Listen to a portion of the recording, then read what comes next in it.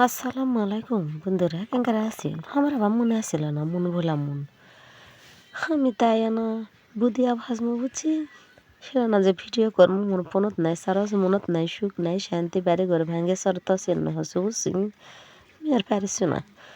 বাকি শেষে মনে হলো হোক, ইফতার টিফতার করেছি, মনের দুঃখ শেষ হয়েছে। দেখি দেন না আনা শিরা টিরা দেখা না দাদা বন্ধু করে কেন দেখাই কেঙ্গা কেন ভাজবিন কী করবিন। তো যাই হোক, মুই এক থালি ভেজে নিয়েছি, যে পাতাকপির বড়া ভেজে নিয়েছি,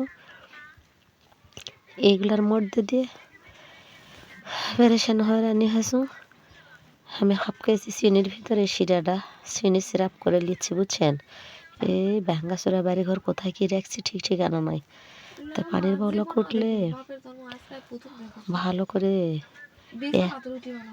এক তারের শিরা হলেই কিন্তু যথেষ্ট হয়। অনেকেই কিন্তু বোঝে না, বুদিয়া শিরাটা ঠিক মতো করতে না পারলে বুদিয়া কিন্তু মুসমুসেও লাগবে না, ভিতরে শিরাও যাবে না, ফাঁস ফাঁসা লাগবে।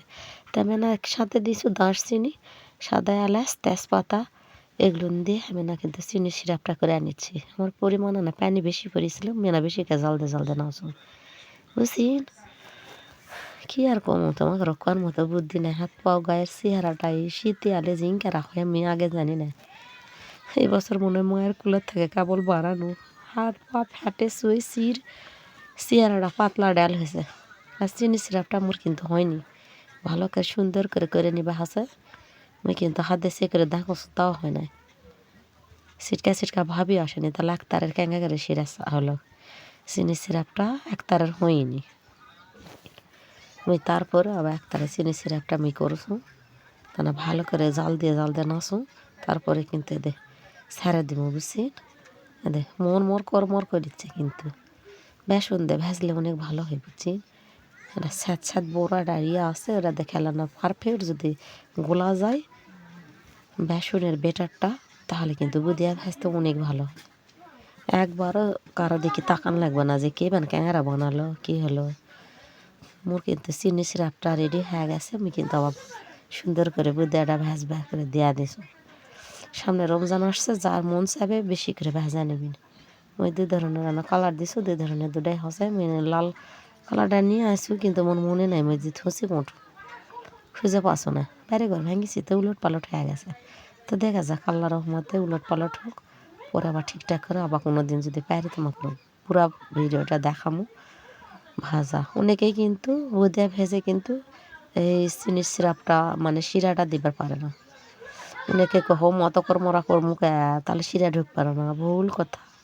যত কুরমুরে মুড়মুড়ে করবেন আর গরম গরম চিনির সিরাপ হওয়া মাত্র সাথে দিয়ে ভালো করে 2-3 মিনিট ফুটিয়ে নেবে, তাহলে মুসমুসে কুরকুরে মুড়মুড়ে হবে, অনেক টেস্ট আর রসালো হবে। ওরা কিন্তু পারফেক্টলি তাড়াতাড়ি করে ঢুকবে বুঝছেন। মুই 2 মিনিট ফুটিয়ে নাওছো, 2 মিনিট ফুটানোর পরে কিন্তু নামে নিব। মুখটা প্রায় হয়ে গেছে, নামাবা হবে। তো তার মধ্যে আর না ভালো করে জাল দিয়ে নিয়ে এদের দেখেন এক কোটিও কিন্তু চিনির শিরাটা ছেড়ে দিবা না, শুকে টানে নিছে। যত ভালো করে মুই কষো তার চেয়ে বেশিকে সুন্দর করে টানে নিছে। দেখো মোর এটা হয়েছে, আমি এখন তুলে নেবো। দেখো অল্পি অল্পি গায়ে গায়ে আছে, এটা কিন্তু ফাইন করে আবার ঢেকে থোয়া লাগবে বুঝি। ঢেকে না থলে পরে কিন্তু আর ভালো হবে না। ঢেকে থইবেন গরম গরম আরও ফাইন করে শিরাটা টানে নিবে। দেখিনি দেখ মন জড়িয়ে গেল রে, খাইতে খাইতে মন পাগল হয়ে গেল।